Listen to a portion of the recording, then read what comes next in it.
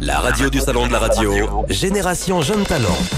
On développe avec vous le palmarès complet des jeunes talents. C'était hier catégorie jeunes talents télé et jeunes talents de la radio. Ça tombe bien pour le salon de la radio, à l'initiative de Rémi Castillo, bien sûr, avec Jean-Luc Reichmann qui était là hier, président du jury. Il s'était réuni auparavant à Médiamétrie pour désigner les finalistes.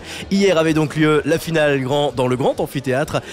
Nous avons développé tout à l'heure les gagnants de la catégorie radio, mais cette fois-ci nous allons du côté de la télé. On y revient et on va parler des chroniqueuses. Juste avant de développer tout cela, je rappelle juste que toutes les vidéos vous allez retrouver sur l'application de Jeunes Talents TV. Allez-y, vous avez toutes les catégories Jeunes Talents TV sur leur site internet ou sur leur application, que ce soit sur Android, sur également iPhone. Vous n'hésitez pas. Allez, la catégorie chroniqueuse télé, il y avait Aurélie Aimé de 100% Mag, c'est sur M6. Il y avait également Caroline Iturbide sur D8 pour le Grand 8, et puis il y avait Anthony Ruiz pour le Mag sur Énergie 12. Il a bien fallu un gagnant ou une gagnante, et c'est de nouveau une gagnante, et la gagnante c'est Aurélie Aimé. Vous la retrouvez dans 100% Mag 2 fois par semaine. Je vous propose d'écouter un petit bout de sa prestation. Écoutez, c'est la reine de la récup.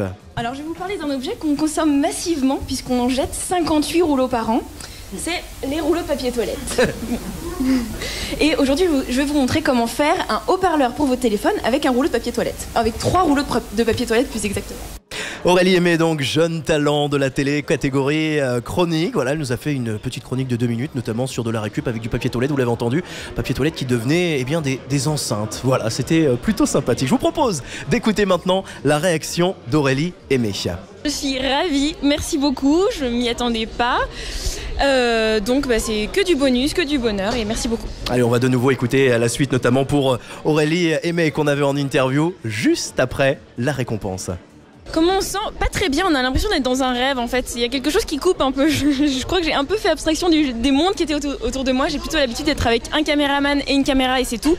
Donc c'est un exercice pas facile pour moi, mais voilà, je m'en suis sortie comme je pouvais. Et on lui a bien sûr demandé quelle serait la suite pour elle.